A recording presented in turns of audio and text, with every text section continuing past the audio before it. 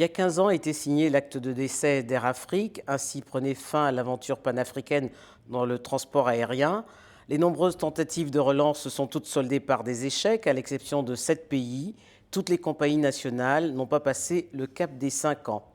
Comment expliquer l'incapacité des États à gérer ce secteur vital? Martin Javon, bonjour. Bonjour. Avec le recul, aurait-on pu éviter la faillite d'Air Afrique?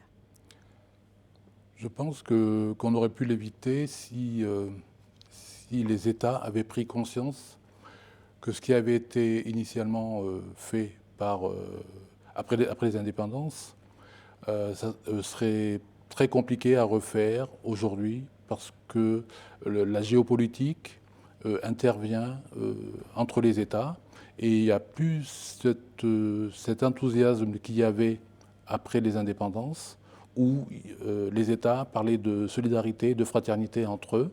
Et donc, cette expérience, malheureusement, a vécu. Et il va être difficile aujourd'hui de réunir autant de chefs d'État pour refaire pareille expérience.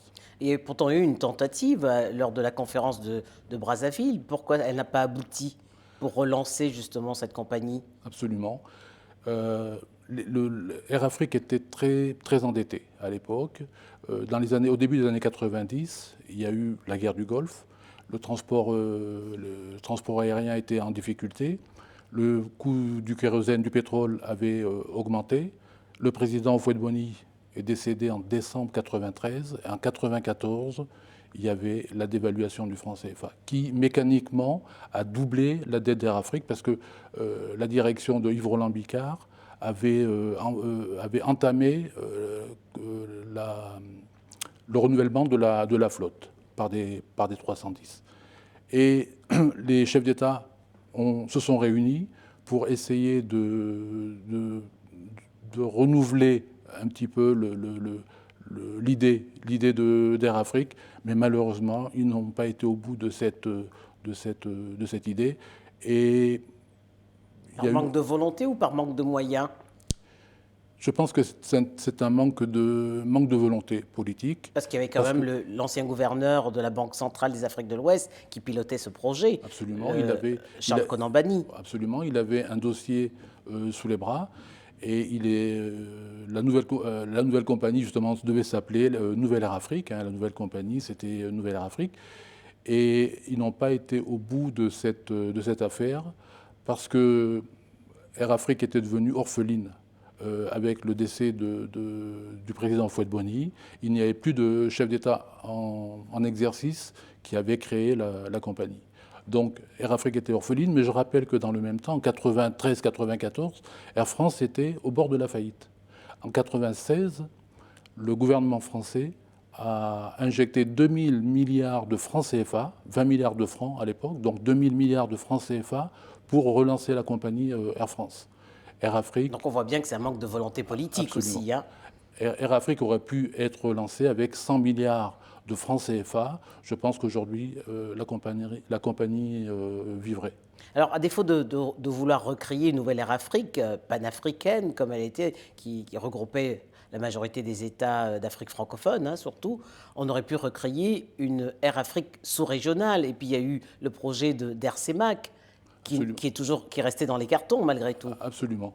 Mais à partir du moment où Air Afrique disparaissait, il faut bien comprendre aussi qu'en 2001, c'est-à-dire que l'agonie d'Air Afrique a duré de 1994 en 2001, mars 2001, où l'acte de décès a été signé.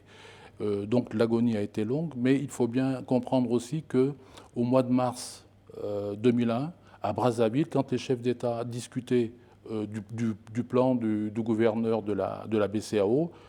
3 jours après être rentré au Sénégal, le président du Sénégal a annoncé qu'il créait sa compagnie Air Sénégal International. Donc il créait une compagnie, c'était pratiquement signé l'acte de décès de Air Afrique. Alors, mais dans des pays, vous citez le Sénégal, mais on peut citer également le Cameroun, le Congo, qui ont tenté de relancer des compagnies nationales, mais on voit bien qu'elles ont du mal à vivre. Absolument. J'en reviens en 2001, quand Air Afrique a déposé le bilan.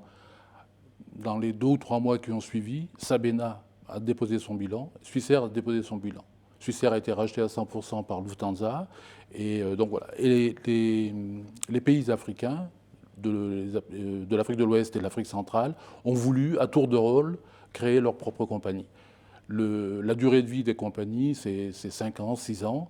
Et aujourd'hui, il n'y a que 2 ou 3 petites compagnies nationales qui continuent à... Vous pensez à quel pays? La Côte d'Ivoire. Le Sénégal, bon, il n'y a plus de compagnie, elle n'a plus de compagnie actuellement, mais bon, la Côte d'Ivoire. Et puis, il y a eu aussi une tentative qui est méritoire de la part, comment ça s'appelle, il y a une compagnie qui est communautaire, Askai, et qui marche pas trop mal, qui survit, mais qui est en fait la prolongation de Ethiopian. Hein, Askai, c'est une compagnie donc communautaire. Ethiopian a 40 ou 50% des parts dans Askai. Sinon, il y a effectivement la Côte d'Ivoire qui a sa compagnie nationale, mais il y a un plafond de verre que ces compagnies-là ne pourront pas dépasser. Et on en est à la troisième tentative pour Air Côte d'Ivoire. Absolument. Ouais. Alors il y a un plafond de verre, je disais que ces compagnies-là ne pourront pas dépasser parce que dans le transport aérien, il y va comme dans l'économie, dans les entreprises, c'est les plus gros qui mangent les plus petits. Alors, qui faut-il incriminer dans l'échec ou les faillites de ces compagnies? Le personnel technique ou alors les tutelles, notamment les ministres de Transport?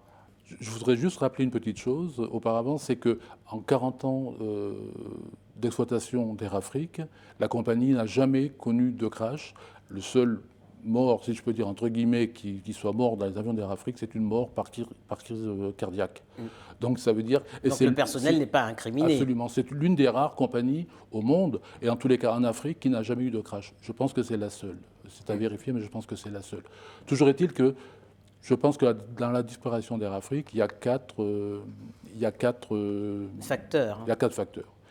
Il y a les États qui se sont immiscés dans la gestion de la compagnie, et on sait que les États, on sait que les gouvernements n'ont pas la culture du résultat. Donc, et c'est encore plus prégnant quand il y a 11 États qu'il faut réunir. Chacun veut avoir sa part du gâteau. Il y a la direction générale les directions générales qui ont beaucoup endetté Air Afrique. Ça partait d'un bon sentiment au départ parce qu'il fallait renouveler la flotte, l'image de marque de la compagnie était importante. Air Afrique jouait en Ligue 1, si on peut dire, à l'époque, et l'endettement était important. Yves Roland Bicard avait imaginé de pouvoir rembourser les avions en 12 ans. On avait acheté 4 à 310. 12 ans, c'est très court. Il y a eu la dévaluation du franc CFA, le doublement de l'endettement, et ce qui a fait que Air Afrique a été asphyxié. Le troisième facteur. Troisième facteur, il y a le personnel est un peu responsable parce que quand il y a eu cette dévaluation, la direction d'Air Afrique avait fait des promesses au personnel en disant on va compenser une partie de cette dévaluation. Et le dernier facteur, le dernier facteur, ce sont les passagers. Les passagers qui ne se sont pas comportés à l'époque avec Air Afrique comme ils le font avec les autres compagnies. Alors, Martin Javant, il existe cependant des exceptions dans les compagnies nationales africaines qui marchent.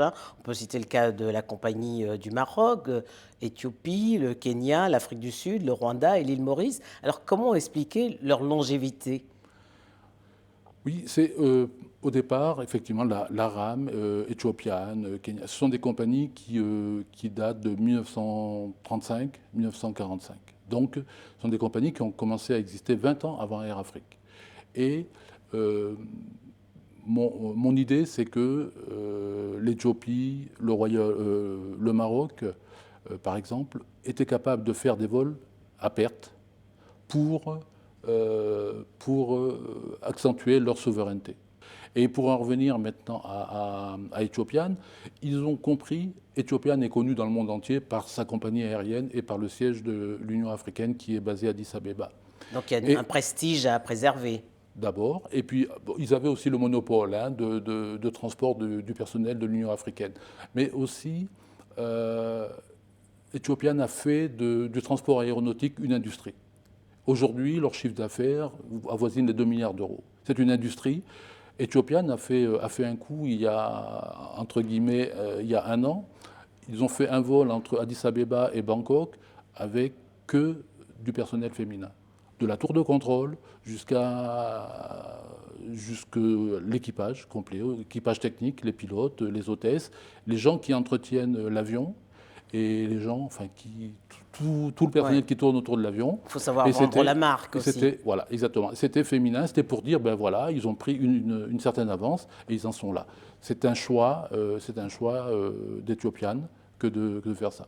Alors, ce qui est absurde aujourd'hui, Martha Javon, c'est que pour relier deux capitales africaines, le plus court chemin, c'est de passer par Paris. C'est là justement où le bas blesse, et je pense qu'on va au-delà de graves ennuis pour l'avenir, parce que l'Afrique de l'Ouest, l'Afrique centrale n'existera pas dans le système. Il faudrait juste qu'on prenne de l'altitude par rapport à l'Afrique. Si on s'élève un petit peu à 10 000 mètres d'altitude, on regarde ce qui se passe. Il y a les pays du Maghreb, donc avec le Maroc, l'Égypte, qui ont des compagnies sérieuses et qui développent leur tourisme avec leur compagnie vers l'Europe. Le Maroc vient aussi dans 40 destinations en Afrique. En Afrique subsaharienne. Et on a effectivement l'Éthiopie, enfin Ethiopian, Kenya Airways, et puis 3 ou 4 compagnies d'Afrique du Sud. En Afrique centrale et en Afrique de l'Ouest, il n'y a rien. Il y a le Nigeria qui est un mastodonte, qui est anesthésié. Qui n'a plus de compagnie nationale non plus. Qui est anesthésié actuellement. Il est prévu en 2050 que le Nigeria dispose de 400 millions d'habitants. Quand le mastodonte va se réveiller et qu'il va commencer à vouloir un petit peu aller voir ce qui se passe aux alentours, eh bien, comment dirais-je, le mastodonte dans une boutique de cristal, eh bien ça fera son effet. Mais si on s'élève un petit peu, si on regarde ce qui se passe, il y a un tsunami qui est en train d'arriver un peu plus loin. C'est la Turquie avec Turkish Airlines, Emirates et Qatar. Ce sont des compagnies qui ont entre 200 et 300 avions. Leur flotte dispose de 200 ou 300 avions. Ces pays-là sont en train d'arriver sur l'Afrique et vont arriver en Afrique de l'Ouest et en Afrique centrale. Il se trouve que pour le moment c'est retardé parce que la libéralisation du ciel africain n'est pas encore complète. Optimale. Oui. Voilà, absolument. Et dès que ça se fera, le Qatar viendra par exemple au Sénégal et le Sénégal deviendra le PSG du Qatar en Afrique de l'Ouest dans le domaine du transport aérien. Si on s'élève un petit peu plus, nous avons les compagnies américaines, Delta, United, des compagnies qui ont 850 avions. Et le jour où le ciel sera libéralisé, quand les Américains penseront que l'Afrique de l'Ouest, l'Afrique centrale représentent un marché, ils mettront 4 ou 5 avions à demeure en Afrique de l'Ouest, en Afrique pour centrale. Faire les liaisons entre les capitales. Et l'Afrique de l'Ouest disparaîtra du monde aéronautique, malheureusement. Martha Javon, merci. Je vous en prie.